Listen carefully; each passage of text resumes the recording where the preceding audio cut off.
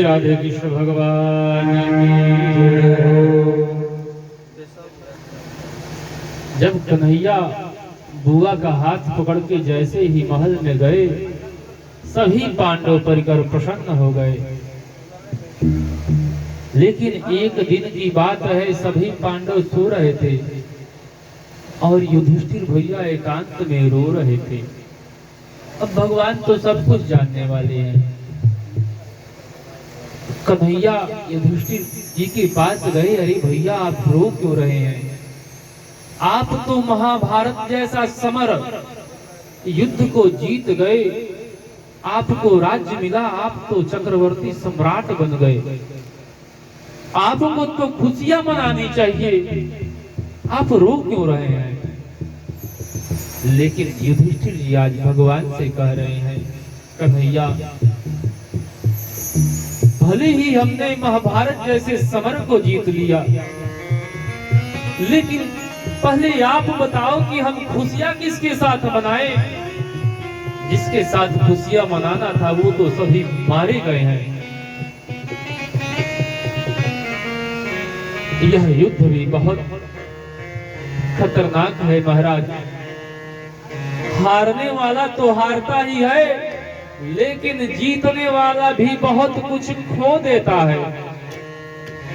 यह युद्ध किसी का नहीं होता है। और युधिष्ठिर भैया के अंदर ऐसा शोक व्याप्त हुआ कि उसके नेत्र से आंसू रुक ही नहीं रहे थे। भगवान ने बहुत सारे उपदेश दिए, धर्म का उपदेश दिए, नीति का उपदेश दिए, लेकिन फिर भी युधिष्ठिर के मन में जो शोक था वह समाप्त नहीं हुआ। अब क्या किया जाए? तो सबसे बुजुर्ग व्यक्ति उस कुल में अभी जीवित है कौन? भीष्म पितामह बाबा अभी जीवित है। कहा? कुरुक्षेत्र में बाणों की सैया पर से सोए हुए हैं। भगवान बोले कि हमारी बात पे विश्वास नहीं है तो भीष्म पितामह के पास चलते हैं, वही आपको सब कुछ बतलाएंगे। आप गलत नहीं हो, आपने धर्म युद्ध का आश्रय लेकर सब कुछ प्राप्त किया है, इसमें दोष नहीं है। प्रातः काल होते ही पांडव परिकर को लेकर भगवान कुरुक्षेत्र में पहुंच गए और भीष्म पितामह काका ने युधिष्ठिर जी के मन में जो शोक व्याप्त था, बहुत सारे प्रश्न किए युधिष्ठिर जी और समस्त प्रश्नों का उत्तर भीष्म पितामह काका दिए और युधिष्ठिर के मन में जो शोक था वो समाप्त हो गया। प्रसन्न हो गए युधिष्ठिर जी। लेकिन अब शोक युधिष्ठिर बाबा के मन में है।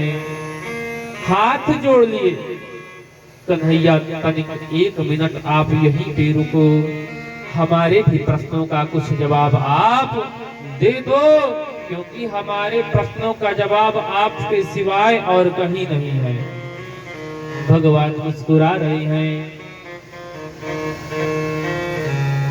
भीष्म पितामह बाबा बोले कि कन्हैया देखो, हमें अपने एक जन्म नहीं कई जन्म हमें अपना याद है और हम अपने किसी भी जन्म में कोई पाप नहीं किया है, यह भी हमें याद है। और तो और मैंने आजीवन ब्रह्मचर्य का पालन किया और मुझे इस राजगद्दी की, इस सत्ता की तनिक भी आज तक लालच नहीं है। मैं गंगा पुत्र हूँ, मेरे पास इच्छा मृत्यु की वरदान प्राप्त है, लेकिन मैं कई दिनों से इस बाण की सैया पे हूँ। मेरे प्राण नहीं निकल रहे हैं। आखिर मैं किस कर्मों का फल यह भोग रहा हूँ? भगवान बोले कि भीष्म पितामह काका, अपना कर्म किसी को याद नहीं रहता है,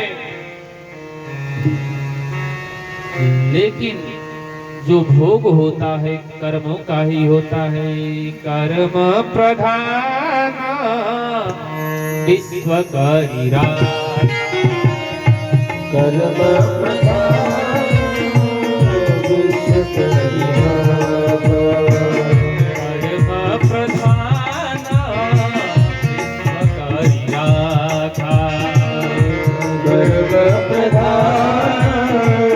विश्व जो जस करहि सो फल जाता, जो जस करहि सो फल जाता। बोले राधे कृष्ण भगवान की जय। भोग कर्म का ही होता है, जो जैसा करेगा वैसा तो मिलना ही है। गरुड़ पुराण में भी लिखा है, अवश्यमेव भोक्तव्यम कृत कर्म शुभाशुभम, न भुक्तम क्षीयते कर्म कोटि जन्म सतैरपि। कर्मों का फल अवश्य भोगना है। अगर इस जन्म में नहीं भोगे महाराज तो अगला जन्म लेकर आना पड़ेगा।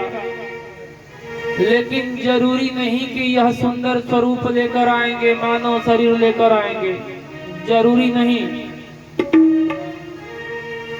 क्योंकि शरीर तो 84 लाख है और जैसा कर्म होगा वैसा ही शरीर मिलेगा। हाँ, लेकिन मानव शरीर नहीं मिलेगा, क्योंकि मानव शरीर बहुत कर्मों के बाद प्राप्त हुआ है। और प्राप्त किस लिए हुआ है? तो 84 लाख योनियों में भ्रमण करने के बाद भगवान को दया आ गई हम पर, और भगवान ने मनुष्य जीवन दिया, बेटा जाओ और आप इस भवसागर से पार हो जाना। क्योंकि मानव कृति भगवान की अनमोल कृति है। भगवान ने जब सृष्टि की रचना करी, सब कुछ बना दिया था, मानव नहीं थे। सब कुछ करने के बाद भी भगवान को लगा कि हमने जो किया उसका आनंद तो लेने वाला कोई है ही नहीं है, इसको समझने वाला तो कोई है ही नहीं है।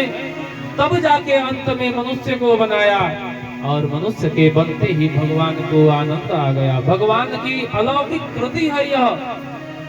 तो भगवान ने यह अलौकिक शरीर दिया, अलौकिक बुद्धि दी, विवेचना दिया, विवेक दिया कि जाओ और इस बार इस बीड़ा से पार हो जाना। लेकिन मनुष्य जैसे ही संसार में आया, हम में प्रवेश कर गया, हमारे जैसा कोई है ही नहीं। और माया के चलते विपरीत ज्ञान हो जाती है, अपने को ही सत्य मान बैठता है और अपने कर्म पथ से अलग हो जाता है।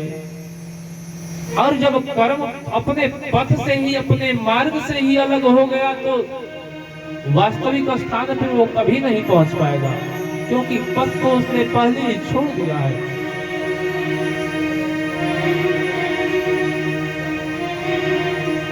कन्हैया कहते हैं कि बाबा अपना कर्म आप ऐसे नहीं देख पाओगे, इसलिए मैं आपको दिव्य दृष्टि दे रहा हूँ। दिव्यम ददामि ते चक्षुः पश्य मे योगीश्वरम। मैं दिव्य दृष्टि दे रहा हूँ आपको, आप अपने से ही देख लो कि आप यह फल किस कर्मों का पा रहे हैं। और जैसे ही पितामह को दिव्य दृष्टि मिली तो उन्होंने देखा कि महाराज 1-2 जन्म पहले नहीं, 13 जन्म 14 जन्म पहले एक राजकुमार थे, बहुत बलवान थे। अरे राजकुमार हैं तो बलवान तो होंगे ही होंगे, ज्ञानवान तो होंगे ही होंगे, समर्थवान तो होंगे ही होंगे, इसमें कोई संशय नहीं है और सोचने वाली भी बात नहीं है। राजा है भाई। अब प्रधानमंत्री के पास कितना समर्थता है आप बता सकते हैं?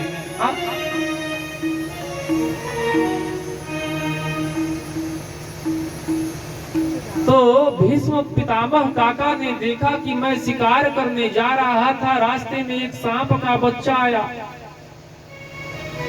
उन्होंने रथ को रोक ली और कहीं वह बच्चा रथ के नीचे आके मर न जाए, इसलिए उसे अपने एक बाण पे उठाया और फेंक दिया।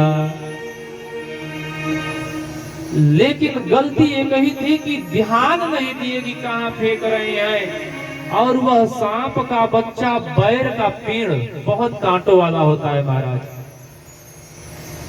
चुभ जाए तो जल्दी निकलता नहीं है।